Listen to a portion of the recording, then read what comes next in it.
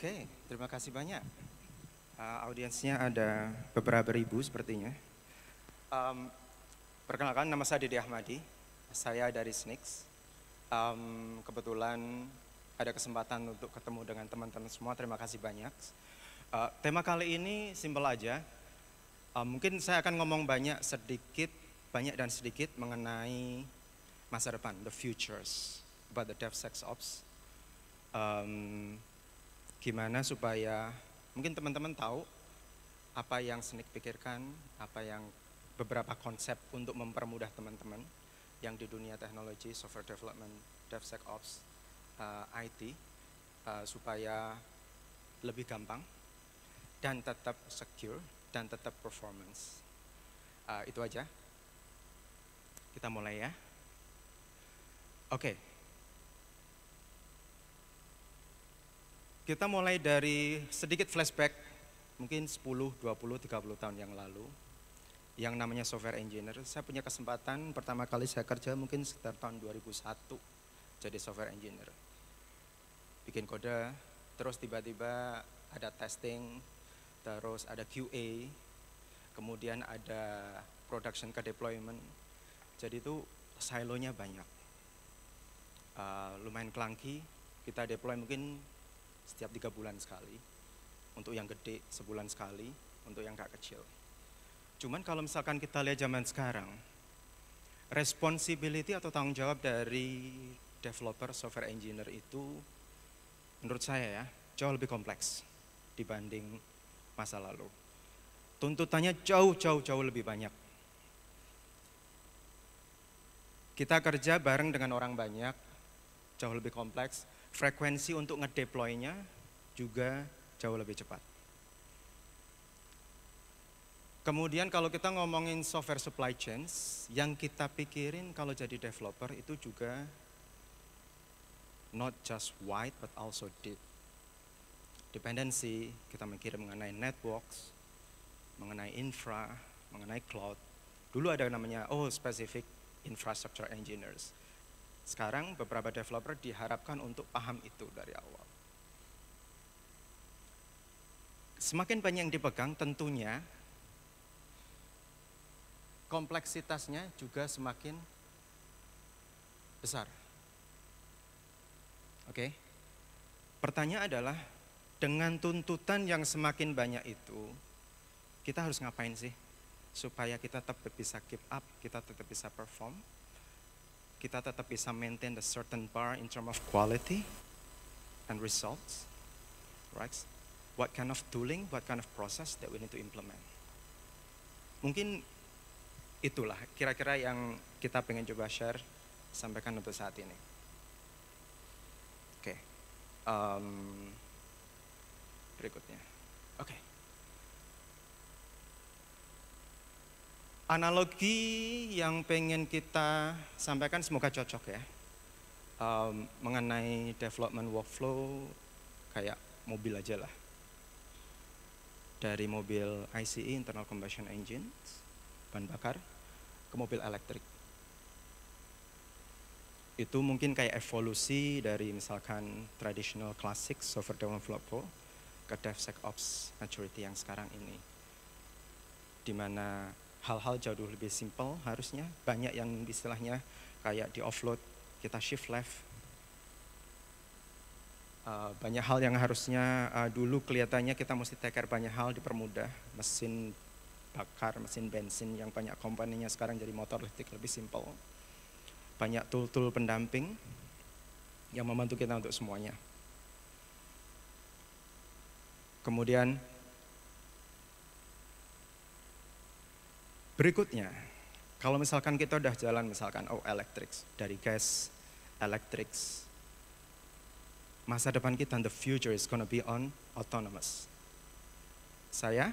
Mungkin kita, teman-teman semua, cuman saya pengen jalan dari Depok ke Selipi lah, ngantuk nih, masukkan destinations, akan dibantu mungkin 80-90%, mobilnya jalan sendiri dan sebagainya. Harapan kita adalah kita bisa punya hal yang mirip atau implementasi yang kurang lebih sama di area software development. Tentunya, ini gimana nih? Gimana caranya supaya kita bisa punya hal-hal kayak gini nih? Ya kan? Tentunya, kayak misalkan kita ngomong autonomous, akan dibantu oleh komputer, machine learning, AI. Dan itu juga tentunya perlu banyak hal yang mesti dipersiapkan. Baik dari cultures, dari kita sendiri sebagai developers, dari toolings, dari leadership dan sebagainya. Oke. Jadi sesi saya saat ini untuk menjelaskan mungkin ada beberapa pilar yang menurut kita penting. Kemudian a bit of examples, a bit of hints about what we can do right now, what we should do to prepare for the future. Oke. Mungkin bisa kelihatan ya dari belakang? Oke ya.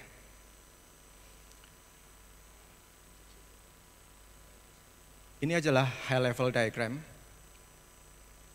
Saya coba highlight dulu. Oke, misalkan dari sini. Kalau kita ngomong development, ada developers, kemudian ada security. Konteksnya adalah kita ngomongin security. Oke. Bagaimana caranya supaya kalau kita jadi developers, kita bisa semakin cepat shipping features, semakin cepat reviewing, ada yang bantu kita untuk prevent kalau misalkan kita ada kesalahan dari awal. Kemudian gimana caranya kalau misalkan kita jadi security team AppSec, kita bisa enforce certain rule set, guardrails, yang diimplement itu otomatis. Kita bisa monitor, enggak cuman AppSec, semua orang bisa monitor. Kemudian kita bisa prioritas itu semua. Kemudian in the end kita akan bisa punya kemampuan untuk ngeberesin itu semua. We are able to fix it. Dan cycle ini harapannya adalah semakin cepat. Dan autonomous. Bisa jalan dengan sendirinya. Apa yang mesti kita lakukan supaya bisa dapat flow seperti ini? Gimana caranya kita bisa prioritize, assign fix automatically? How can we do some sort of automatic security review for every code changes? Gimana caranya kita bisa bikin itu consistent, auditable, kan? Karena kalau misalkan jadi AppSec, governance itu penting untuk ensuring bahwa, kalau misalkan ada policy implemented automatically and consistently. Mengandalkan orang, yes bagus, cuman kalau mengandalkan sistem akan jauh lebih bagus. Ini bisa terjadi kalau bisa mengkombinasikan antara policy, kebijakan dengan workflow, automations, dan tentunya AI enabled learning. Suka nggak suka kita harus embrace the AI nowadays.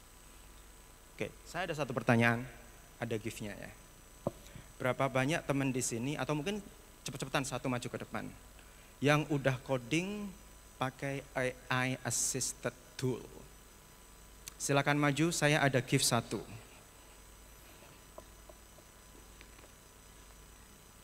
Silakan maju. Ada yang pernah coding pakai AI assisted tool, Copilot atau apa? Ada yang pernah? Maju, silakan. Mbak, maju Mbak. Silakan.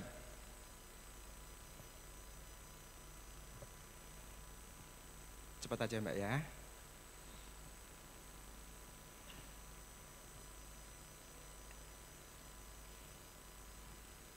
Makasih. Namanya siapa Mbak? Rizky. Mbak Rizky. Pakai apa Mbak? Pakai Copilot. Copilot. Gimana so far? So far banyak banget manfaatnya, bisa speed up untuk coding. Ada cons-nya nggak? Kekurangannya? Kekurangannya itu terkadang ini sih, kalau misalnya ada changes yang related sama modul lain, itu belum bisa automatically detect gitu. Misalnya, ini broken yang bisa bikin broken impact ke modul yang lain. Oke, perfect. Makasih banyak. Tepuk Tepuk tangan tuh Mbak ya. Itu bener banget. Oke. Jadi kita pakai AI, cuman kadang kita harus punya self control. Gimana caranya supaya kita paham bahwa bantuan itu, kita juga punya kontrol. Oke. Ada 3 pilar untuk Autonomous DevSecOps. Nomor 1, policy as a code. Jadi gimana caranya supaya kita punya policy yang diimplementasikan sebagai code. Mirip-mirip kayak Terraform lah. Cuman untuk policy security kita. Yang kedua, penggunaan GenAI. Mbak Rizka udah bilang tadi. Kemudian kita ngomong mengenai risk focus security. Kita harus fokus apa yang penting mengenai resikonya. Oke, resiko nanti ada detail beberapa hal. Oke. Kita ngomong yang pertama, policy as a code. Di DevSecOps about gimana caranya kita bisa bikin security dan compliant policy dengan automations terintegrasi dengan sistem pipeline dan version control berhubungan dengan aplikasinya. Jadi seseorang bikin policy itu diimplementasikan ke sistem dan itu akan berjalan dengan sendirinya. Policy ganti, implementation ganti, dan audit trailnya kejaga semua. Jadi kalau ada yang bilang, oh policy kita seperti ini, kita tinggal bilang kayak gini loh implementasinya seperti ini. Kan ada orang bilang misalkan, oh polisinya seperti ini, tapi implementasinya beda. Gimana cara kita bisa bikin semua itu konsisten across the worlds, across the whole pipeline. Introducing Confluent, ini ada tool yang menarik sekali, yang mungkin buat teman-teman yang udah tahu, that's great. Yang belum tahu, bisa dicoba.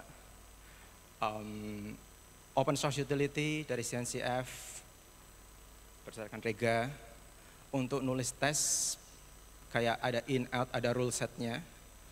Kemudian misalkan contohnya aja nih di Kubernetes, kalau misalkan deployment-nya running as a root, dia akan return some things. Kemudian dan sebagainya. Saya nggak akan ngomong banyak soal ini, mungkin sesinya bisa kalau mau ketemu ngobrol di belakang nanti. Kemudian ada lagi misalkan, ini berhubungan dengan security yang sangat-sangat dekat dengan kita semua. Kalau misalkan kita bisa integrate policy ini ke dalam pipeline, kalau misalkan ada hard-coded password, ada SQL injections, kita akan break the pipeline, kita akan report. Jadi yang dinamakan dengan istilahnya automation policy, kita bisa pakai coba tool ini. Ini nggak melulu untuk security, kita pakai untuk yang lain juga. Saya cuma kasih bit of example aja. Oke. Yang kedua, penggunaan GenAI. Inevitable, cuman masalah waktu aja semua orang pakai itu. Ada 3 area sih, mungkin kalau misalkan ada AI assisted applications, gimana sih cara kita punya awareness dan sharing out policy and ensuring that it's actually working as intended for our case.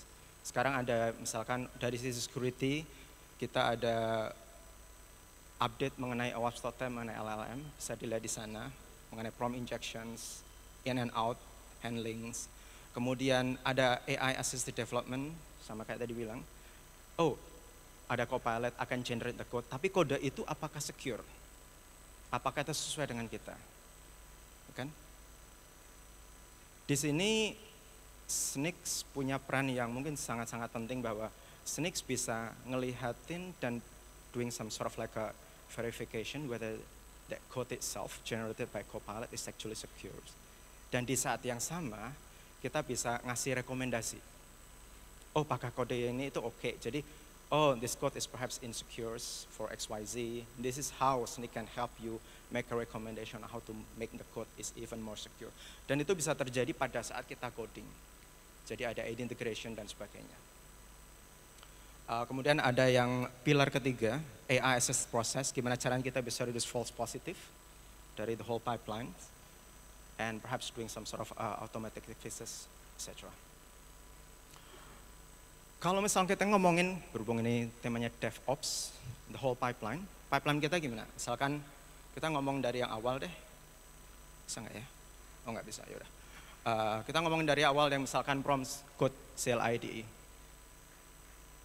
Di sini kita bisa generate a code yang baru pada saat kita coding. Di saat yang sama kita juga bisa scan. Scan itu di dalamnya, di belakang layar juga ada istilahnya AI yang akan melihat and doing some sort of recommendations. Di Git repository juga scan Git, kemudian give some sort of like recommendations. Kemudian build di CI/CD, containership, di deployments. Kita juga bisa implement AI proses, tapi tentunya ya Auto implementing mungkin untuk saat ini kita harus lebih hati-hati karena bisa jadi rekomendasi itu cocok atau tidak. Itulah pentingnya kita punya self awareness, self control, and have a proper knowledge on how to say yes or no implementations. Kita ngomongin mengenai policy, kita ngomongin mengenai AI, dan yang terakhir kita akan ngomong mengenai risk. Parameter untuk security ada banyak hal. Saking banyaknya, orang sampai bingung. Apa yang kita mesti prioritaskan? Misalkan, saya ngomong customer saya aja, waktunya 14 menit, oke masih ada waktu dikit cerita. Saya ada customer yang cukup gede, repositornya mungkin ada belasan ribu repo. Saya punya 150.000 vulnerabilities detected. Security timnya nggak banyak lah, paling belasan, 20-30. Bagaimana mereka bisa handling itu semua, memprioritaskan itu semua, punya pemahaman mengenai apa yang sebenarnya beresiko, dan bagaimana cara handling itu semua, menjelaskan ke stakeholder bahwa ini prioritasnya. Oke. Itulah pentingnya kita punya istilahnya kayak konsep, kita punya solid knowledge, dan kita punya solid tools, solid platform that helps us in achieving that. Risk itu penting, istilahnya kayak intersection antara threat, asset, dan vulnerability. Fokus ke resikonya. Jangan fokus ke vulnerability manajemennya. Oke, misalkan ada aset ini sebenarnya penting atau enggak sih? Kalau asetnya penting, otomatis faktor risikonya turun dong. Ada misalkan vulnerability penting banget, misalkan dari si VSS 9,9 atau 10 gitu kan. Tapi asetnya tuh nggak penting-penting sama sekali gitu. Ngapain kita take a look at it? Ngapain kita ngobrolin hal itu at the first place? Kita fokusin misalkan ini ada aset yang misalkan customer facing, internet facing, ya kan? Pergantian perspektif mengenai risk itu menurut kita itu juga sangat penting. Oke. From shifting leg to scaling up. Oke. Kita udah ngomong mengenai risk. Kemudian kita akan coba ngasih perspektif mengenai gimana caranya supaya orang-orang yang ada di organisasi tersebut bisa punya continuation, bisa kerja bareng. Fokusnya ke autonomous ya. Oke. Misalkan yang pertama, bagaimana caranya supaya developer dan security itu punya konsistensi untuk melihat hal yang sama. Seringkali perspektif berbedaan karena role-nya beda ya, mereka tidak bisa melihat sesuatu yang sama. Yang satu ngeliatin dari A, satu ngeliatin dari B. Apakah semua sistemnya covered? Ada gaps atau enggak? Misalkan security bilang, sistem ini insecure nih. Developer bilang, kok enggak secure? Ini udah masuk belum? Ini belum. Oke. Itulah pentingnya punya platforms yang bisa menjembatani perspektif dari masing-masing tim. Supaya we are looking at the same things, we are talking the same language, we have a good same understanding about things. Bahkan yang sampai simpel aja, berapa banyak dari sistem kita yang sebenarnya udah ke cover dari security itu. Misalkan siswanya bilang, we are 80% covered. Orang bilang, no, we're not. Ada yang misalkan belum ke cover dan sebagainya. Gimana caranya kita bisa punya hal yang seperti itu? Missing business technical contents, metadata, taggings, itu penting. Mana yang business critical? Tadi ngomong soal itu. Versi mana yang sekarang ada di productions. Seringkali kita ada misalkan ngobrol-ngobrol, kita deploy version sekian, ada vulnerability version sekian. Gimana caranya supaya komunikasi hal itu tidak terlalu kompleks. Kalau kita bisa ngeliatin semua orang ngeliatin dashboard yang sama, yang di production tuh A, yang di deploy A, bukan B. Jadi kalau ada apa-apa kita bisa catch up quickly. Kemudian bagaimana risiko yang ada, where's the risk? dan apakah kita benar-benar move the needle. Jadi perspektifnya adalah misalkan siswa bilang, ya angka kita 80% lebih baik daripada 3 bulan yang lalu. Apakah semua orang actually having the same understanding? Kan? Hal-hal kayak gini, itulah yang istilahnya akan banyak dijembatani oleh tool platforms yang bagus. Saya nggak akan ngomong Snyk is the best, but I think we are the best. Dan kita punya capability untuk itu. Oke, saya kasih 2 screenshot aja. Semoga ini bisa, nggak bisa ya udahlah. Kalau misalkan kita ngeliatin ini, apa kira-kira? Mungkin yang di belakang kurang jelas ya, fontnya mungkin kurang. Misalkan gini, di sini saya bisa ada 2.500 open issue. Kemudian maju lagi, ada sekitar 25 yang loaded package, kemudian ada 93 yang public facing. Ini salah satu sampel screenshot dari Snyk aja ya, yang bisa memberikan visualisasi sederhana tapi impactful mengenai apa resiko dari keseluruhan dan mana yang mesti kita prioritasin. Misalkan dari 2.500 tuh, anggap aja lah ada 10 engineer. Ngeliatin 2.500, satunya 250, habis waktunya, gak coding sama sekali. Tapi beda kalau misalkan kita bilang, let's focus on those 93. Itu juga masih bisa difilter lagi. Jadi, kemampuan untuk memberikan insight seperti ini, berdasarkan resiko yang ada, itu hal yang menurut kita sangat penting. Konsep-konsep mengenai what's actually important, how to be more important. Okay. How to differentiate within something yang, oh kita harus kerjain sekarang, atau sebentar, tunggu dulu. Karena waktu itu berharga. Semua orang sangat-sangat menghargai waktu. Kemudian selain itu kita juga bisa, kalau misalkan ada orang tanya 93 itu apa aja? Bagaimana kamu bisa jelasin bahwa ini tuh benar-benar penting? Yang sebelah kanan mungkin nggak terlalu jelas ya, cuma saya jelasin aja. Mungkin salah satu reference mengenai lineage dari awal sampai akhir, dari mana misalkan kita bilang, oh ini penting, ini public facing, kita harus care. Tapi kalau misalkan kita punya sistem yang bisa menggambarkan itu semua dari ujung ke ujung, kenapa itu penting? Jadi kita nggak perlu istilahnya security team nggak perlu ngejelasin, oh ini loh kenapa penting. Banyak hal yang istilahnya bisa dijembatani dengan tool itu. Fokusnya otonomis ya, dengan policy yang ada, dengan tooling yang ada, proses yang ada, orang-orang itu bisa kerja dengan sendirinya. Less friction. Oke. Kemudian ini high levelnya mengenai DevSec governance platforms, policy and automation. Sudah ngomong dari awal. Set up policy yang bagus, automate the policy, ensures consistency. Kemudian ada reporting dan analytic functions yang konsisten, everybody looking at the same page, same concept, same information, consistently across the board. Fokus ke sesuatu yang penting, please.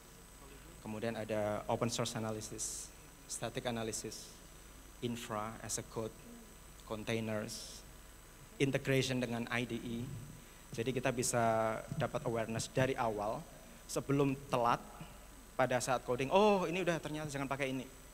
Kemudian pada saat deployment, pada saat CI/CD pipeline, di source controlnya. Jadi kalau misalkan ada yang masuk, gimana cara kita prevent itu supaya nggak masuk. Kemudian integration and collaboration tools, Slack, Jira, email, dan yang lain-lain. Integration in cloud, AWS, GCP, misalkan. Bahkan integrasi dengan third party, Datadog, Sysdig, dan lainnya. Oke, a bit summary, masih ada 5 menit mungkin. Kita udah ngomongin autonomous DevSecOps. Benefitnya apa aja? Benefitnya apa aja? 3 pilar, policy as a code, supaya kita bisa dapat konsistensi, lebih efisien, lebih agile, lebih fleksibel, lebih cepat geraknya. Gak cuma satu orang, the whole organizations. Kita ngomong tentang Gen AI-driven automations, enhanced security, end-to-end, the whole process, dari awal sampai akhir. Kita bisa istilahnya lebih mengoptimalisasi kemampuan kita. Oke, scalability, risk focus security, proteksi. Kita gimana caranya supaya tahu mana yang penting atau enggak. Dan lebih gampang untuk triaging. Oke, terima kasih. Sekian dari saya, tapi sebentar lagi. Saya ada beberapa quote, hadiah. Masih ada waktu 4 menit. Berapa di sini yang sudah tahu SNCC atau sudah pakai SNCC? Silakan maju. Tulisannya apa nih? Corksicle atau apa nih? Ada yang pernah pakai SNCC? Maju silakan. Mas, maju mas. Udah angkat tangan kan? Maju. Maju cepat. Siapa cepat dia dapat? Ada dua. Kalau ada yang maju satu lagi, silakan maju satu lagi.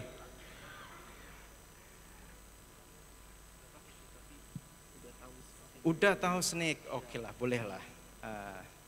Namanya siapa mas? Ken. Siapa? Ken. Oh mas Ken. Oh, tahu SNCC dari mana? Kemarin itu ada join di bootcamp juga di DevSecOps, terus juga tahun lalu juga udah dapat info sih tentang SYNC. Jadi kita kayak explore sebenarnya SYNC ini bisa ngapain aja sih gitu. Asik. Oke. Sip. Makasih. Bentar, tunggu dulu. Oh, ketemu lagi. Silakan. Namanya siapa mas? Reva. Oke, bilang ke depan dong. Oke. Sudah pakai SNCC 2 tahun sih. 2 tahun ya? So far gimana? Ya, so far salah satu ya fitur yang disuka dari SNCC sih integrasinya. Karena dia itu nggak ribet sih integrasinya dari semua tools CI/CD dan termasuk yang cloud. Kalau saya sih pakai Bitbucket, langsung integrasi scanning. Oke. Tanpa harus di CI/CD. Itu yang disuka sih. Jadinya tanpa harus CI/CD, kalau lagi equational ingin scan, tinggal di scan pakai SNCC-nya. Oke, sip, makasih. Oke, sama lagi. Terima kasih. Oke, saya rasa saya tutup presentasi saya. Terima kasih buat teman-teman dulu, teman-teman yang udah ada sini. Terima kasih semuanya. Assalamualaikum warahmatullahi wabarakatuh. Terima kasih Pak Didi Ahmadi. Jangan kemana-mana Pak Didi, karena kami akan memberikan token appreciation sebagai rasa terima kasih karena sudah mau sharing nih dengan Sobat IT yang hadir di DevOps Days Jakarta 2024.